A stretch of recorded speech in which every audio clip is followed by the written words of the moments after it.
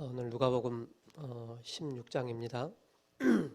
이 속에서 1절에서 13절에 불의한 일꾼이 칭찬받는 내용을 말씀을 하고 있습니다. 누가복음 16장은 신학자들도 굉장히 난해한 구절이다, 난해한 장이다라고 그렇게 보고 있습니다. 그래서 선뜻 이거다 저거다라고 정의를 못 내리고 있습니다. 그래서 나름대로는 이제 얘기들 많이를 하고 있는데 여러분께서 1절에 또한 제자들에게 이르시되, 예수님께서 제자들에게 비유로 말씀을 하고 있죠. 어떤 부자가 있는데 청지기가 있다. 그가 주인의 소유를 탕비한다는 말이 그 주인에게 들린지라. 그 주인이 누구냐면 바로 하나님이십니다. 청지기는 우리입니다. 그 청지기에게 재산을 맡겼죠. 근데 그 재산을 탕진했다, 낭비했다 그런 얘기도 있지만은 그것을 가지고 사람을 살리는 그런 말씀들을 하고 있는 것입니다. 그러면서 이제 8절에 주인이 이 옳지 않는 청지기가 일을 지혜롭게 하였으므로 칭찬하였으니 이 세대의 아들들이 자기 세대에 있어서 빛의 아들들보다 더 지혜로움이라고 말씀을 하고 있습니다. 그리고 이제 9절에 내가 너희에게 말하노니 불의의 재물로 친구를 사귀라. 그리하면 그 재물이 없어질 때 그들이 너희를 영주할 처소로 영접하리라. 그리고 10절에 지극히 작은 것에 충성된 자는 큰 것에도 충성되고 지극히 작은 것에 불의한 자는 큰 것에도 불의하리라 이렇게 말씀하고 있습니다. 저는 여기서 봤을 때 하나님께서 그 청지기에게 맡겼는데 그 사람의 그릇을 좀 보게 되어집니다. 하나님께서 주신 것을 그냥 방치하고 그냥 보관하고 있는 사람이 있는가 하면은 하나님께 주신 것을 마음껏 또 하나님 앞에 드릴 수 있는 그런 자가 있습니다. 세상도 그렇습니다. 많은 돈을 벌지만은 그게 어디로 흘러가느냐가 굉장히 중요하죠. 그게 그 그릇이 준비된 사람은 많은 경제를 얻는 것을 보게 되어집니다. 그러나 그 그릇이 준비되지 않는 사람은 가지고 있어도 그걸 어떻게 사용할지를 모르는 것입니다. 그래서 옳지 않는 청지기의 비유다라고 말씀을 하고 있고요. 그리고 이제 16장 19절에서 31절에 이제 부자와 나사로가 나오는데요. 우리가 그 거지처럼 살아라 그 말은 아닙니다. 그렇죠? 그 말은 아니에요.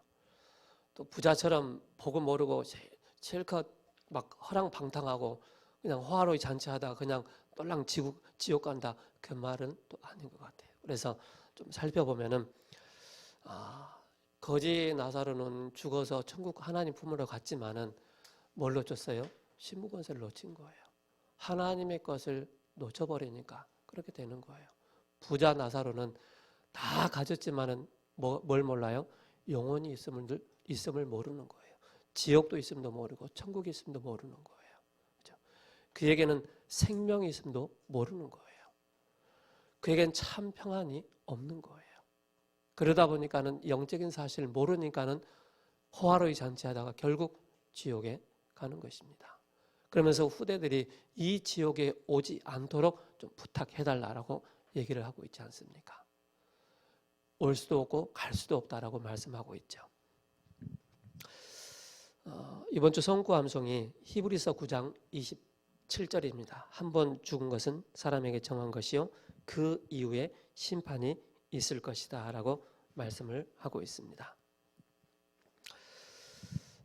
사탄은 흑암 경제로 세상을 점점 타락으로 어둠으로 끌고 가고 있습니다. 꼭 기억하셔야 됩니다. 지혜롭지 못한 청지기에게 경제를 맡기면 어떻게 되겠습니까? 흑암 경제로, 타락의 경제로, 어둠의 경제로, 사람을 죽이는 경제로 흘러갈 수밖에 없는 것입니다.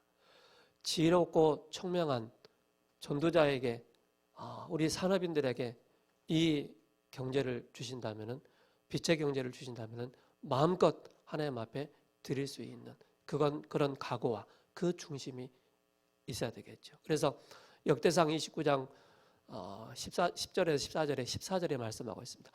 다윗이 이렇게 고백하고 있어요. 하나님 나에게 주신 것으로 내가 하나님 앞에 드렸나이다라고 그렇게 고백을 하고 있습니다. 그래서 우리의 것이 아니에요. 하나님의 것이에요. 세상 사람들은 하나님 것이라는 걸 모르고 있기 때문에 세상을 향해서 많이 기부도 하고 막 그러지 않습니까?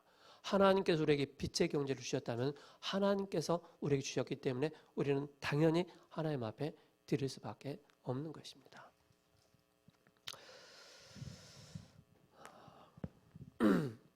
그러다 보니까 뭡니까? 흑암 경제 점점 깊이 들어가면은 나 중심으로, 물질 중심으로, 성공 중심으로, 그것이 바로 창세기 3장의 세상 문화로 깊이 들어가는 것입니다. 그래서 절대 제자는 흑암 문화와 싸워서 세계 복음화에 중요한 언약 성취하는 빛의 경제의 비밀 가진 자가 되어야 되겠습니다. 그래서 특별히 우리 산업인들, 특별히 우리 청년들, 랩런트들에게는 이걸 꼭 가지고 있어야 돼요. 바른 경제관, 바른 경제의 흐름을 잘 파악을 하고 있어야 됩니다. 어느 교회 청년이 주식을 하는 거예요. 밤낮으로 주식을 하는데 물론 나름대로 규율이 있겠죠. 규칙도 있고. 근데 그 청년이 주식을 하는데 돈을 버는 거예요. 근데 그 친구가 그냥 1, 200이 아니에요. 몇천씩 버는 거예요. 주식을. 교회를 다니는데 그 친구가 매주마다 교회 갔다 막 몇천씩 헌금을 하는 거예요. 그래서 목사님이 이거 뭐냐 이게. 누가 했냐 그러니까 어느 청년이 만나보니까는 주식을 하는 거예요. 주식을 해서 그 친구가 딱 결단을 한 거예요. 하나님께 나에게 경제 주시면은 마음껏 내가 하나님 앞에 드리겠다. 근데 그 각오를 하고 이제 주식을 하는데 굉장한 많은 돈을 버는 거예요. 그러니까 하루 뭐 한 주가 아니고 매주마다 거의 몇천씩 하니까는 그래서 이런 일도 있구나. 그래서 교회에 여러 가지 재정 안 좋은 재정들이 있잖아요. 많이 탕감하고 또 빚을 갚는 거기에 또 쓰임 받는 그런 모습을 봤다라고 얘기를 하더라고요. 언약을 가지고 있는 우리 청년들이 바른 경제 감각, 경제의 흐름, 세계 경제의 흐름을 잘 파악을 해야 됩니다. 그러면 그 속에서 우리가 어떻게 인도를 받아야 될 것인가에 대한 답이 그 길이 나오는 것입니다. 흑암 경제와 싸워서 이기는 빛의 경제의 비밀을 가진 자가 돼야 되겠습니다. 저는 지금까지 신앙생활을 하면서 지금도 그렇습니다. 하나님 앞에 드리는 것은 절대 하나도 아깝지 않게 하나님 앞에 드릴 수 있는 그런 마음을 주신 것 같아요.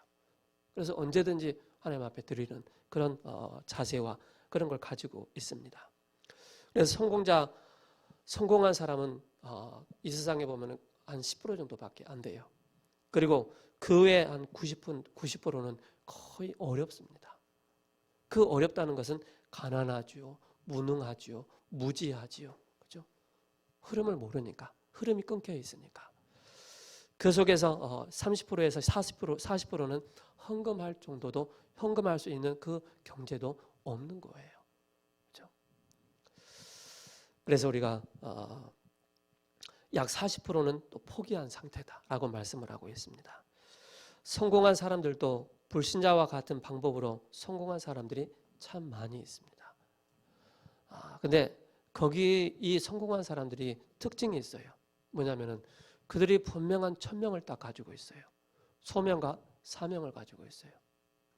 그리고 당연성과 필연성과 절대성을 가지고 있고 그 속에서 오직과 유일성과 재창조 24시 25를 딱 가지고 있는 거예요.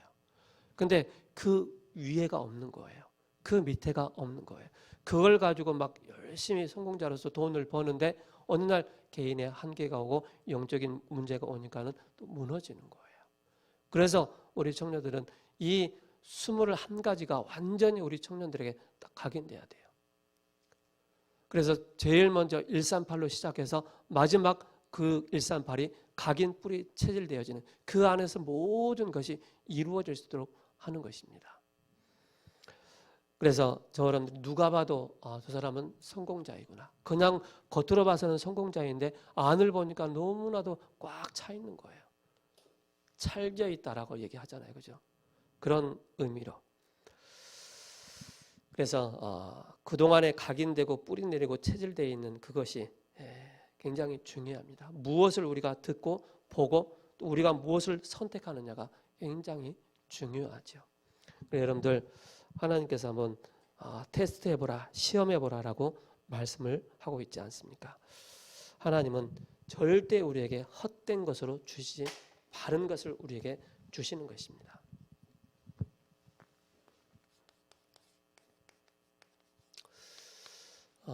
서론을 통해서 하나님께서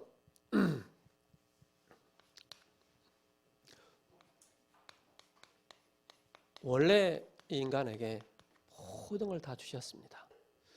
제일 처음에 우리에게 교회를 주셨어요. 그 가정이 바로 교회였습니다. 교회에서 힘을 얻고 은혜를 받고, 그죠? 그러면서 바로 정복하고 다스리는 이 축복을 우리에게 주셨습니다. 그게 바로 뭡니까? 하나님의 형상이기 때문에 다스릴 수 있는 이 축복을 우리 사람에게만 주신 것입니다. 그러면서 하나님께서 우리에게 창세기 2장 17절 선악을 알게 하는 나무의 실과는 먹지 말라. 정녕 죽을 것이다 라고 말씀하고 있습니다. 원래 하나님의 형상을 가지고 교회를 통해서 힘을 얻고 은혜 받는 것이 당연한 것입니다. 그래야만 이 세상을 다스리고 정복하는 자가 되는 것입니다. 이것이 바로 신분과 원래 하나님 자녀의 신분과 권세가 여기에서 주어진 것입니다. 그러면서 우리 인간에게 뭡니까? 근본 문제가 우리에게 왔다라고 말씀드렸지 않습니까? 이 근본 문제로 말미암아 우리 인간은 전적 타락한 것입니다. 전적으로 부패했다라고 말씀하고 있지 않습니까? 하나님의 형상을 완전히 잃어버린 것입니다. 그러다 보니까는 우리에게 결과적으로 오는 것이 뭡니까? 바로 6가지의 인간의 비참한 삶을 살 수밖에 없는 것입니다. 왜 그렇습니까? 하나님을 떠났기 때문에, 신분이 마귀 자녀이기 때문에, 마귀 자녀로서 죄인의 인생을 살 수밖에 없는 것입니다. 그렇다면 바로 뭡니까? 우리의 인간의 방법 가지고는 절대 안 된다는 사실입니다. 천하인간의 구원 얻을 만한 다른 이름을 우리에게 주신 적이 없다고 그랬습니다. 의인은 없나니 하나도 없다고 그랬습니다. 아무리 철학과 지식과 선행과 노력과 종교를 가지고 있다 할지라도 우리에게 와 있는 인생의 근본 영적인 문제를 해결할 수가 없는 것입니다. 죄의 문제를 해결할 수 없고 사탄의 문제를 해결할 수 없고 지옥의 문제를 해결할 수 없는 것입니다. 그래서 하나님께서 우리에게 답을 주신 것입니다. 그 답이 바로 뭡니까? 그리스도 예수이십니다. 그리스도가 바로 예수님이라는 사실입니다. 그분이 우리에게 참 왕으로 오시고, 그분이 우리의 참 제사장으로 오시고, 그분이 우리의 참 선지자로 오셨다는 사실입니다. 말씀이 육신이 되어 이 땅에 오신 그분이 바로 예수님이 바로 그리스도이시다. 우리가 신앙생활 하면서 가장 많이 집중을 해야 될 내용과 그 중요한 방법이 바로 뭡니까? 예수 그리스도께 잡힌 바 된 저와 여러분들 되셔야 됩니다. 예수 그리스도께 완전히 올인한 우리 청년들 돼야 됩니다. 그것이 우리 청년들 자신이 살아나는 길입니다. 그죠? 청년들이 여기에서 힘을 얻지 않으면 더 이상 방법이 없는 것입니다. 제가 여기서 청년들을 저보다 더 많이 전문성을 가지고 있고 전문직이 있다는 것을 알고 있습니다. 그죠? 저 여러분들 앞에서 막 이러다 저러다 얘기할 이유가 없어요. 제가 여러분들에게 해야 될 내용은 정확한 복음이 여러분들에게 계속 각인되고 뿌리 내리고 체질돼야만이 그 비밀을 가지고 여러분들이 직장 현장에서 산업 현장에서 승리할 수 있기 때문에 그런 것입니다. 우리의 힘으로 안 된다는 사실입니다.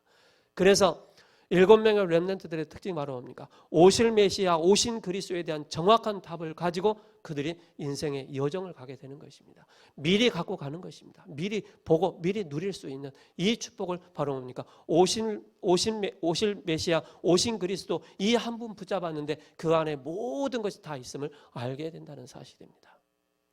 우리 청년들이 여기에 확신을 가져야 돼요. 여기에 굉장한 비밀을 가지고 있어야 돼요. 여기에 분명한 발판을 딱 가지고 있어야 되는 거예요. 그렇다면 뭡니까? 이제는 이 속에서 오는 어마어마한 우리에게 배경이 있지 않습니까? 그죠? 이 배경을 가지고 우리는 늘 신분, 권세의 이 배경을 찾고 누리고 이걸 가지고 저와 여러분들이 뭐합니까? 기도의 비밀을 가지고 있는 것입니다. 자, 제가 지난주 이게 전체 메시지 가운데 정리해서 서론으로 딱 말씀드립니다. 자, 이거를 우리 원래는 수련회 가가지고 앞에 나와서 다 우리 회장님도 해보고 뭐 부회장도 해보고 다 와서 막 십자가 그리면서 다 해봐야 돼요. 근데 지금 그런 수련회가 아니기 때문에. 자, 근데 얼마만큼 여러분께서 이 비밀을 가지고 있느냐? 지금 유 목사님께서 9가지, 7가지 얘기를 쭉 하고 계시지 않습니까? 그게 지금 어떻게 보면 산발적으로 많이 흩어졌던 내용들을 지금 유 목사님 다시 쫙 모으고 있는 것 같아요. 모으면서 정리를 하고 계시는 것 같아요. 근데 이게 여러분들에게 보이지 않게 여러분들 깊이 영혼 속에 뭐라 그래도 누가 뭐라 그래도 흔들리지 않을 만큼 이것이 각인되어 있고 뿌리 내리고 체질되어 있다면 여러분은 굉장한 힘이 있는 전도자가 되는 것입니다. 이것이 여러분들이 보이지 않는 내면 속에 완전히 각인되고 뿌리 내리고 체질되어 있다면 여러분들이 어딜 가든지 나타나는 게 있어요. 그것이 바로 이 비밀을 가지고 보좌의 이 축복을 누리게 되는 것입니다. 신앙이 흔들린다 안 흔들린다 그 얘기할 필요가 없는 것입니다. 시험 든다 갈등 온다 그 얘기할 필요가 없는 것입니다. 이것이 나에게 깊이 아직 나에게 정리가 안 돼 있는 것을 보게 된다는 사실입니다. 그러니까 자꾸 흔들리는 거예요. 자꾸 시험 들고 시험에서 빠져나올 수 있는 이 답이 바로 그리스도의 비밀인데 그리스도가 더 약하게 보이고 그 시험과 갈등이 나에게 더 커 보인다는 거예요. 문제가. 그러니까 뭡니까? 또 방학하고 또 끊어지고 그런 현상이 나타나는 거예요. 어마어마한 여러분께서 이 보좌의 축복을 누릴 수 있는 말씀과 이 배경을 다 가지고 있는 거예요. 그렇기 때문에 뭡니까? 시공간을 초월하는 어마어마한 이 비밀을 가지고 있다는 사실입니다. 그렇죠? 그래서 이것이 얼마만큼 지난주 말씀처럼 고린도전서 3장 10절에서 11절이었던가요? 그리스도의 터라 그랬습니다. 그죠? 그리스도 터 위에 얼마만큼 이게 든든하게 세워지느냐가 중요합니다. 오늘 마태복음 16장 13절에서 20절입니다. 그죠? 여러분들 점검하시기 바랍니다. 나는 그리스도 터 위에 무엇이 세워져 있는지 그 터 위에 과연 나의 신앙의 색깔은 어떤 색깔인지 딱 점검하셔야 됩니다. 그때부터 이제 오는 것이 있습니다.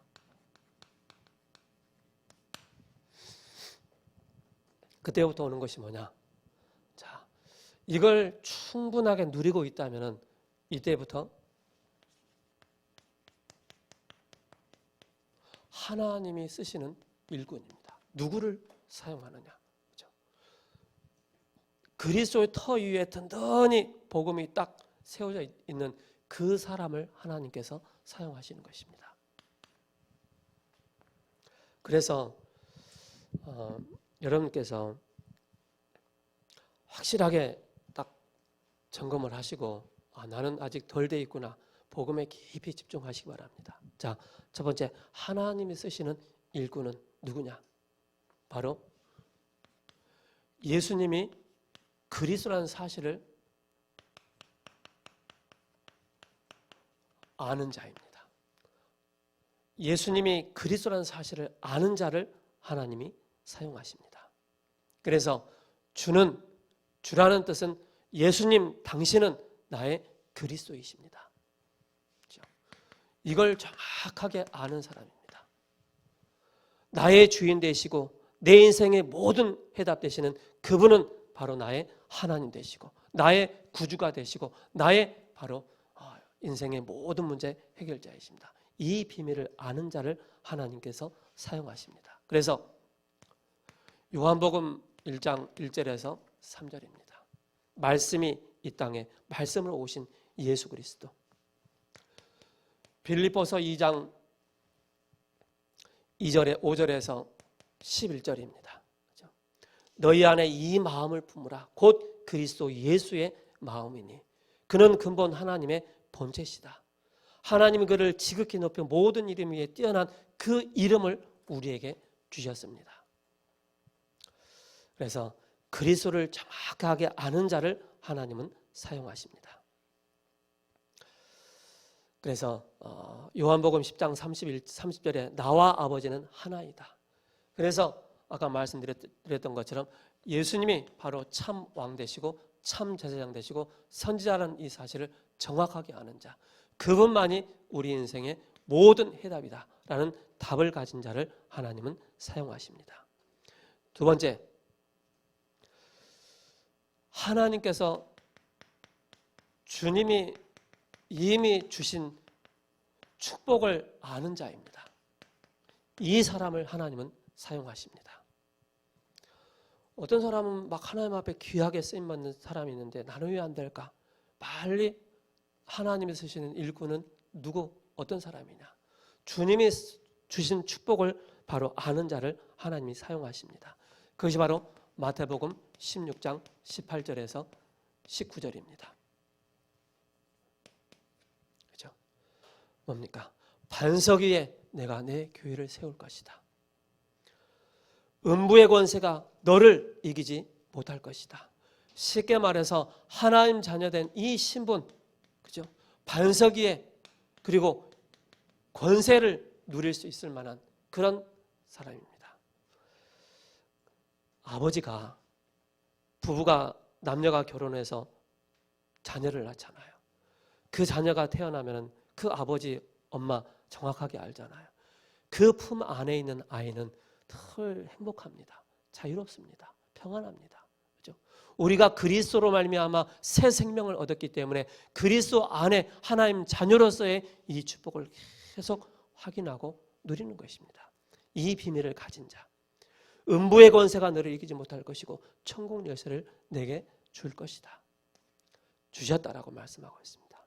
그래서 기도의 응답의 비밀을 아는 자를 하나님 사용하십니다. 그리고 뭡니까? 전도의 비밀을 아는 자입니다. 전도의 비밀을 아는 자. 예수님께서 이 땅에 전도하러 오셨다라고 말씀하고 있습니다. 하나님께서 우리를 부르신 이유는 바로 뭡니까? 함께하며 전도도 하며 귀신을 내어 쫓는 권세를 우리에게 주기 위함이다라고 말씀을 하고 있습니다. 이 비밀을 가진 자를 하나님은 사용하십니다. 고구마 전도, 이슬비 전도, 라이타 전도, 그 전도가 아닙니다. 하나님이 원하시는 바른 성경적인 전도를 아는 자를 말씀하고 있습니다. 그래서 뭡니까? 전도의 당일성,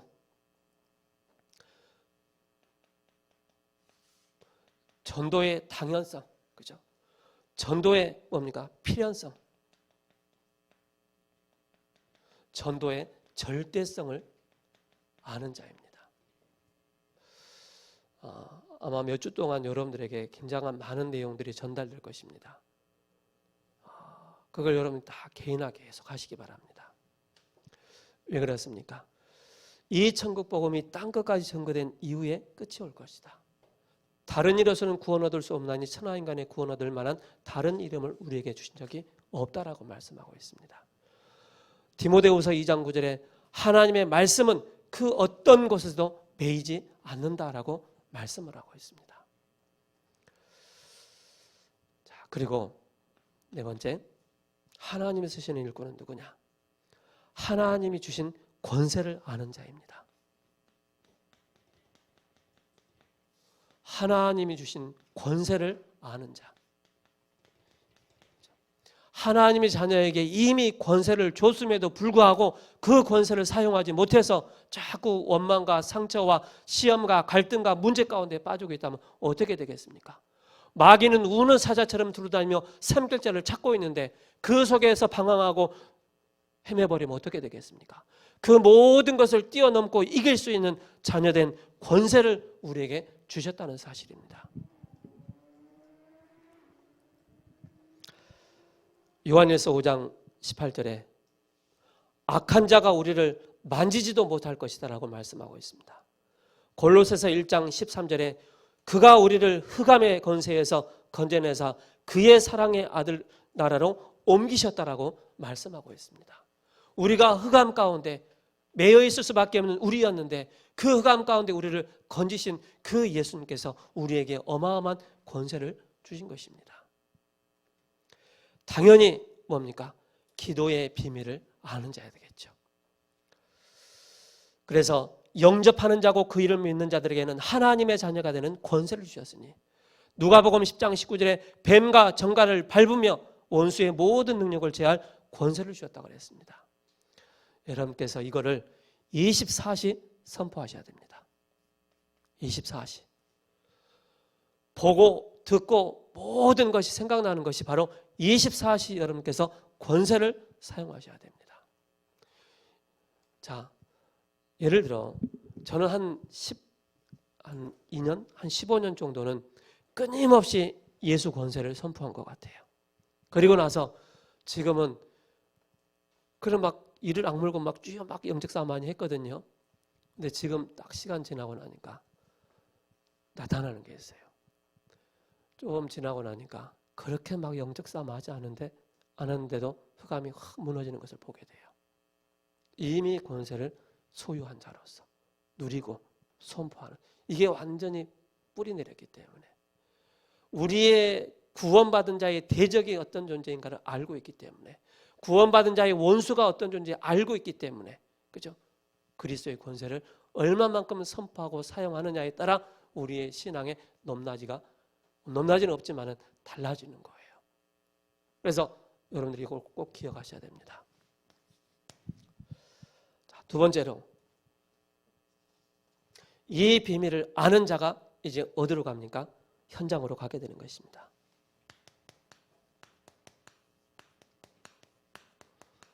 성경적 전도를 아는 자입니다. 아는 자뿐만 아니라 누리는 자, 누리는 자뿐만 아니라 소유하고 여기에 증인으로 서는 것입니다. 그래서 마태복음 12장 28장 18절에서 20절입니다. 그래서 너희는 이라고 말씀하고 있습니다. 이 비밀을 가지고, 십자가의 능력과 부활의 비밀을 가지고 있는 너희는, 구원의 축복을 누리고 있는 너희는 이렇게 말씀하고 있습니다. 너희는 바로 가서, 바로 너희는, 우리는 바로 요나를 말씀하고 있는 것입니다.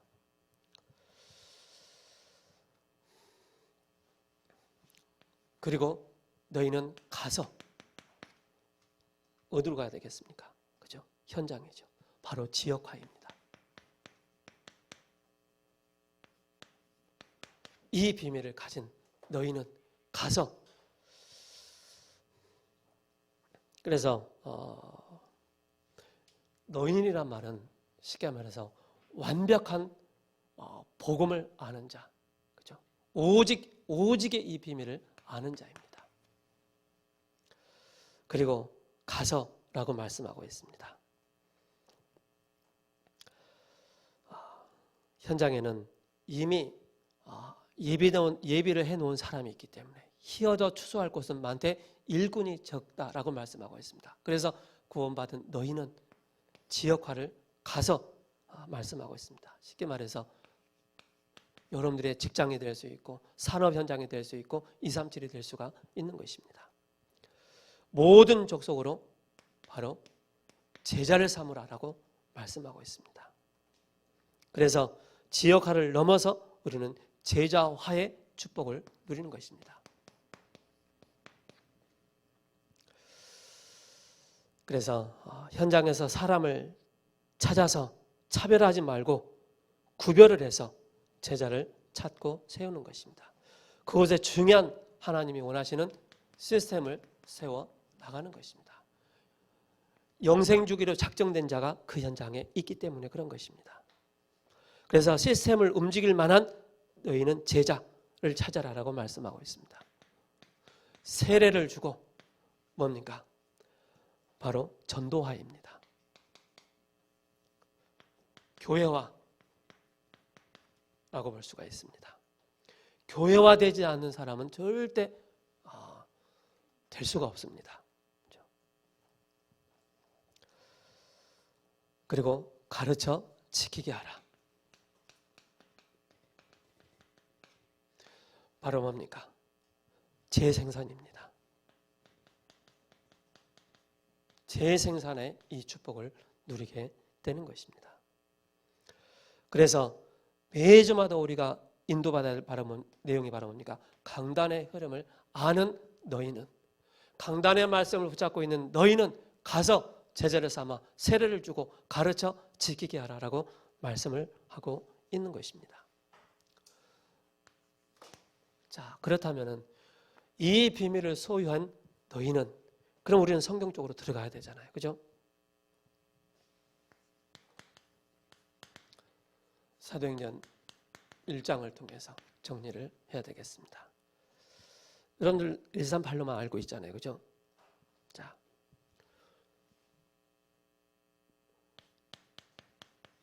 1절 바로 예수님이 그리스도이다.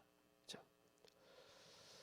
데오빌로여, 내가 먼저 쓴 글에는 누가복음을 통해서 말씀하고 있지 않습니까? 자, 왜 1절 사도행전 1장 1절을 얘기하느냐?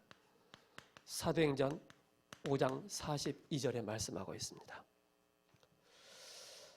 사도들로 더 힘을 얻어 예수 그리스도를 증언하여, 이렇게 말씀하고 있죠. 다시 읽어드릴게요. 그들이 날마다 성전에 있든지 집에 있든지 예수는 바로 그리스도라고 가르치기와 전하기를 쉬지 아니하니라. 예수님이 바로 그리스도라는 사실을, 그리고 빌립보서 5장 8장 5절에 빌립이 사마리아 성에 내려가 그리스도를 백성에게 전파하니, 그리스도를 계속 증거한 것입니다. 그리고 사도행전 17장 8절에 뜻을 풀어 그리스도가 해를 받고 죽은 자 가운데서 다시 살아날 것을 증언하고 이르되, 그죠? 무슨 얘기하고 있습니까? 예수님이 왜 그리스도가 되는지, 성경대로 죽으시고 성경대로 다시 살아나신 그분이 바로 예수 그리스도이시다. 오는 세대 가는 이 구약과 신약을 통해서 완벽하게 예수님이 그리스도라는 사실을 말씀하고 있는 것입니다. 그리고 사도행전 9장 22절에 사울은 더 힘을 얻어 예수 그리스도를 증언하여 다메섹에 사는 유대인들에게 더 유대인들을 당혹하게 했다라고 말씀하고 있습니다. 바로 예수님이 그리스도이시다. 이 비밀을 가진 자입니다. 자, 그리고 3절에 말씀하고 있습니다. 그분이 바로 누굽니까? 부활하셨다. 부활의 이 비밀을 말씀하고 있는 것입니다. 뜻을 풀어 그리스도가 해를 받고 죽은 자 가운데서 다시 살아날 것을, 그래서 하나님의 나라에 대해서 말씀하고 있는 것입니다. 자, 그리고 뭡니까? 이 속에서 그 다음에 8절입니다. 성령으로 역사하실 것이다. 우리의 힘이 필요 없다는 것입니다. 하나님이 주시는 그 힘을 얻으라고 말씀하고 있습니다. 그래서 8절에 바로 성령 충만을 말씀하고 있는 것입니다. 성령 충만해라. 그리고 뭡니까? 그리고 그분이 다시 오실 것이다. 11절에 바로 다시 오실 바로 예수 그리스도, 제 이름주를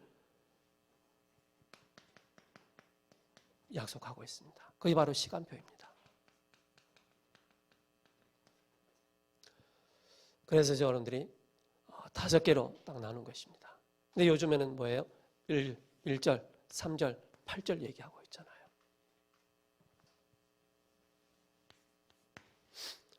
자, 그렇다면은 오늘 하는 데까지 하겠습니다. 자, 이 비밀을 가지고 여러분께서 뭐 하느냐? 중요한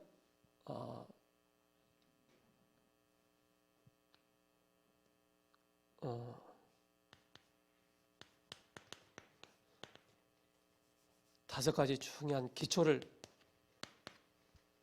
말씀하고 있습니다. 자, 교회 시작이 언제냐? 교회 시작. 바로 최초의 교회는 바로 마가다락방 교회였습니다. 최초의 교회. 그걸 보고 초대교회라고 하지 않습니까? 그게 바로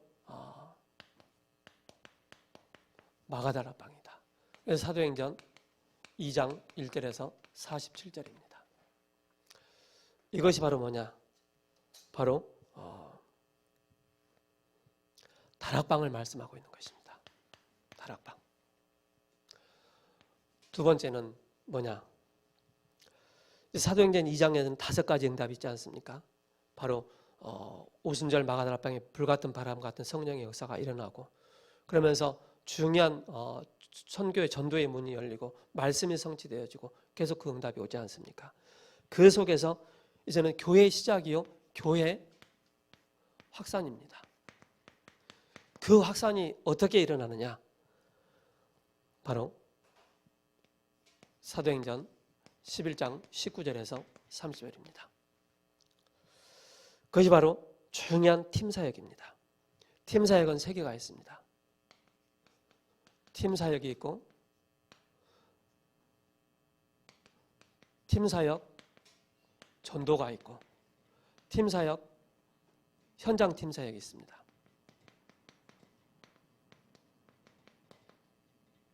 뭡니까? 교회 확산은 만남입니다. 만남을 통해서 모든 문이 다 열리게 되는 것입니다. 자, 그렇다면은 중요한 전도의 기지가 있습니다. 중요한 전도의 기지가 뭐냐? 그것이 바로 미션홈입니다. 미션홈은 여러 가지 내용이 있겠지만은 실제 그 미션홈은 전도의 기지의 역할을 하는 것이 바로 미션홈입니다. 그 속에서는 쉽게 말해서 사도행전 16장 15절에 나를 주 믿는 자로 알거든 내 집에 들어와 유하라. 그래서 지역의 제자집 중심으로 해서, 그래서 여기에서는 계속적으로 확립을 해주는 것입니다. 치유를 해줄 수 있는 것이죠.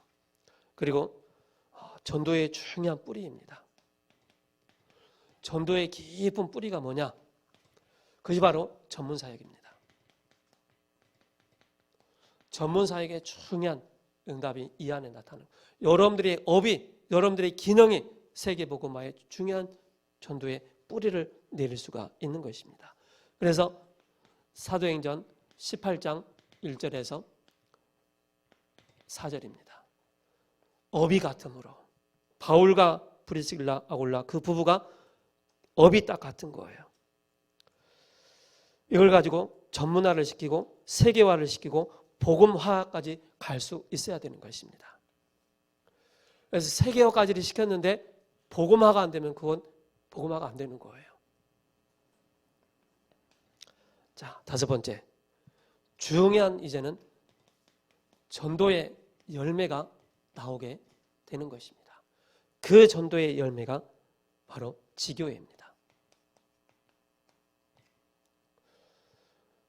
어떻게 보면 로마교회라고 할 수가 있겠죠. 그렇죠?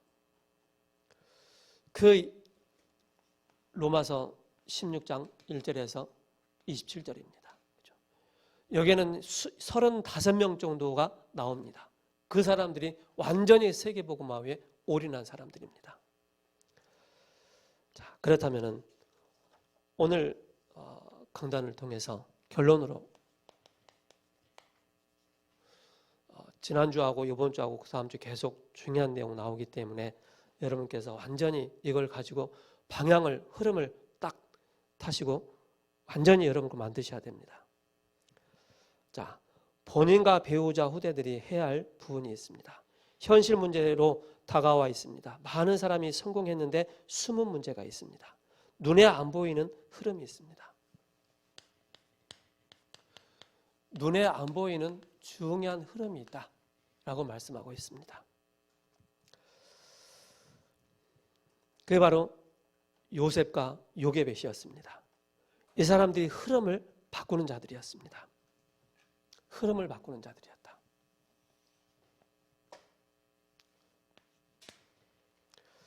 그리고 이 속에서 흐름을 바꾸는데 중요한 뭡니까? 9가지 흐름이 있습니다. 9가지 흐름. 제가 이걸 여러분께 좀 읽어 드릴게요. 9가지 흐름을 여러분께서 심부름하라라고 말씀하고 있지 않습니까? 이걸 여러분께서 어떻게 하셔야 되느냐? 자, 이건 배려와 소통인데 바로 높이입니다. 높이라는 그 단어를 볼 때 그 사람이 어느 정도 가능성이 있는 사람이냐 봐야 됩니다. 그리고 넓게 봐야 됩니다. 사람이 실수하기 딱 좋은 게 뭐냐? 한쪽의 사람의 말만 들으면 실수합니다. 그래서 다른 사람의 말까지도 확인해야 됩니다. 이것이 맞냐 안 맞냐를 확실하게 알고 전달해야 됩니다. 한쪽의 말만 듣고 하다가 자꾸 사람들이 실수를 합니다. 넓이죠. 그리고 깊이입니다. 상대방의 영적인 상태를 이해를 해야 됩니다. 위는 바로 뭐냐? 사람을 정말로 내가 감사함으로 그 사람을 섬길 수 있는. 아래는 바로 뭡니까? 배려하는 것입니다. 인정을 해주고. 옆에는 바로 뭡니까? 같이 가야 되기 때문에 함께 가는 것입니다. 과거는 바로 뭡니까? 그리스도로 답을 가지고 답을 내주는 것입니다. 현재는 강단 메시지를 붙잡고 답을 찾고 미래는 참된 기도에 응답을 받을 수 있도록 하는 것입니다. 이것이 우리 청년들에게 딱 정리가 돼 있어야 됩니다. 그러면서 이걸 가지고 여러분께서 중요한 심부름을 하는 것입니다. 눈에 안 보이는 능력이 있습니다. 안 보이는 능력이 있다. 그 능력이 바로 뭡니까? 보좌의 축복입니다. 눈에 안 보이는 능력이 이 속에 다 있는 것입니다. 이걸 여러분들에게 다 가지고 가셔야 됩니다. 그래야만이 시공간을 추월할 수 있는 이 축복을 누리게 되어지는 것이고 이 속에서 오직과 유일성과 재창조 이 축복을 누리게 되는 것입니다.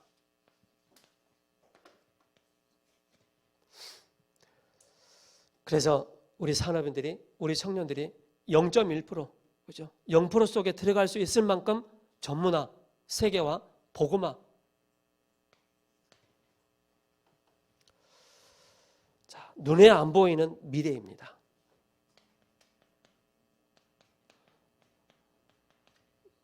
비전으로 딱 봐야 되겠죠. 그래서 5가지를 말씀하고 있습니다. 미리 5가지. 그리고 4차 산업입니다. 4차 산업 굉장한 많은 변화들이 오게 됩니다. 그렇죠? 그러면서 보좌의 축복을 누리고 전문성과 현장성이 있는 성인식, 사명식, 파송식입니다.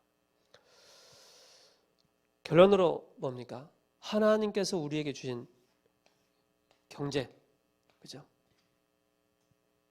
이 경제가 그냥 경제가 아닌 빛의 경제라는 사실입니다. 이 속으로 저 사람들이 들어가야 됩니다. 그렇다면 이것이 어디로 연결됩니까? 전도 선교와 연결되는 것입니다. 그리고 237 치유와 서밋으로 다 연결되게 되어 있습니다. 그래서 여러분께서 청년의 컨텐츠를 딱 준비할 수 있는 축복을 누리는 우리 귀한 청년들 되기를 예수 그리스도의 이름으로 축복합니다. 기도하겠습니다.